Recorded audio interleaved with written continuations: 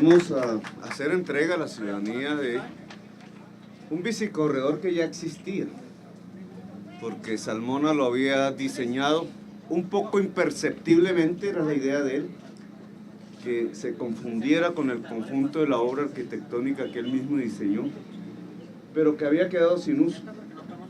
Y había quedado sin uso básicamente por los altos niveles de contaminación del eje ambiental, tanto en sus aguas como en su aire, y solo la peatonalización parcial del eje ambiental por unas horas que son las que denominamos horas valle, porque no hemos quitado el servicio de transporte en bus en las horas pico, nos ha permitido revitalizar el bicicorredor que diseñó Rogelio Salmona, con una experiencia que desde que iniciamos el gobierno se viene adelantando, que nació en la séptima peatonal, se extendió después al Parque El Virrey y que ahora en una tercera fase traemos al eje ambiental, que es el sistema público de bicicletas de la ciudad de Bogotá. No existía antes, ahora lo tenemos. Este sistema cuenta hoy con 150 bicicletas, aún es un número incipiente. Queremos elevarlo a 1000 o 2000 al final de este año, al final del año entrante, y que tengan una interconexión que permitan su uso no solamente para fines recreativos, como hasta ahora es, sino para fines laborales, permanentes, cotidianos, y que tiene que ver con juntar la estación del Virrey con el eje ambiental en un solo tramo, de tal manera que personas en Chapinero puedan hacer uso de la bicicleta para desplazarse a su trabajo o a su estudio en el centro de la ciudad y regresar. En una fase subsiguiente, otras áreas de la ciudad se podrán juntar y articular con este corazón. ¿Qué hemos logrado hasta el momento en este territorio que llamamos el corazón de Bogotá, el centro de Bogotá? Los niveles de contaminación del aire han disminuido de 81 millonésimas por millón, por metro cúbico es que se mide, a 41. Es decir, que hemos disminuido a la mitad la contaminación del aire del centro de la ciudad, medido como partículas por millón, por metro cúbico de aire. Es un éxito notable. El centro de la ciudad era uno de los lugares de mayor contaminación de aire del mundo, y hoy, aunque todavía podemos bajar más, está por debajo del promedio nacional e incluso está por debajo del promedio de la ciudad de Bogotá. Y ese logro se ha dado a partir de la peatonalización, indudablemente, pero también a partir del uso alternativo de otros modos de transporte como la bicicleta. Ojalá el IDRD pueda entregarnos en un lapso de tiempo prudente un sistema que ya no solamente sirva para la recreación o que sea piloto, que nos enseñe cómo se maneja un sistema público de bicicletas. Hasta este momento, entre otras cosas, tenemos 256.000 viajes realizados desde que comenzamos y no se han robado una sola bicicleta, que habla bien del sistema, porque esta era una de las principales inquietudes que se tenía. De 150 bicicletas con 256.000 usos de decenas de miles de usuarios, en este momento hay registrados 52.000 usuarios, no se ha perdido una sola bicicleta.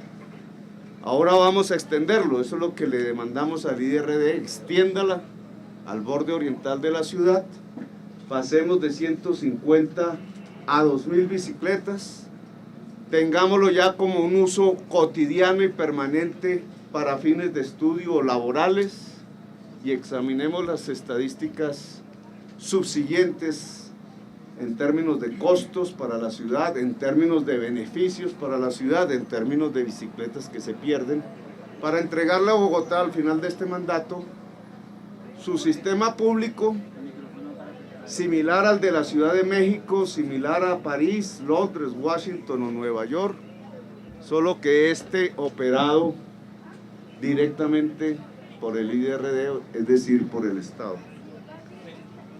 Bueno, esos son los datos que teníamos para entregarles, así que ojalá nuestra juventud, nuestra ciudadanía goce este nuevo servicio, bicicletas públicas gratuitas en el eje ambiental de Bogotá. Hay una reparación masiva de ciclorrutas, lo que usted dice es cierto, digamos, en todo. Cuando llegamos aquí las ciclorrutas estaban inservibles, nosotros recibimos... Bogotá da un salto, en el año 2009 teníamos 120 kilómetros de diversas formas de ciclorrutas, ciclovías, eso tiene diferentes nombres, ¿no? Bicicarriles. Lo más usado era la ciclorruta. ¿Qué se entiende por ciclorruta? El carril de bicicletas en el andén, es decir, quitándole el espacio al peatón, con un conflicto entre peatón y ciclista. Y así era la mayoría. En el año 2009 teníamos cerca de 120 kilómetros, 2009. En el 2011 y 12 llegamos a 370 kilómetros. Es decir, en esos 2 años creció espectacularmente lo que llamamos ciclorrutas. Las ciclorrutas tienen las recibimos con un primer problema: estaban dañadas, con huecos por todas partes. Un segundo problema es desconectadas, como tramos, como pedazos, digamos, sin conexión entre sí. ¿Qué hemos hecho nosotros? Las hemos arreglado, casi todo. No digo que está ya completamente, pero el porcentaje de arreglo de ciclorrutas es altísimo. Las hemos conectado entre sí con el uso de bicicarriles, que es otro concepto diferente. El bicicarril es un espacio para bicicletas en la calle. Entonces ya el conflicto no es entre ciclista y peatón, sino que ahora el conflicto es por el espacio en la calle, es decir, entre vehículo particular en general y ciclista. La gente que usa cotidianamente carro es más poderosa que el peatón, aunque todos somos, bueno, yo no soy conductor de carro, me excluyo de eso, no sé manejar, pero en general la mayoría de los conductores de carro en algún momento también son peatones, y muchos peatones en algún momento se vuelven conductores de carro. Pero el conflicto por el espacio, para que ustedes tengan en cuenta estos datos: en la calle el 90% del espacio durante todo un día y noche lo usa el carro particular, y el carro particular es el 10% de los viajes. Es decir, que el 10%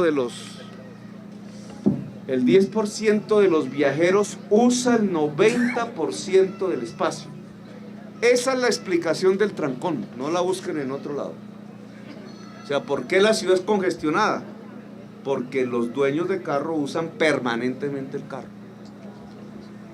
Hay quienes dicen que la solución es más vías para los carros.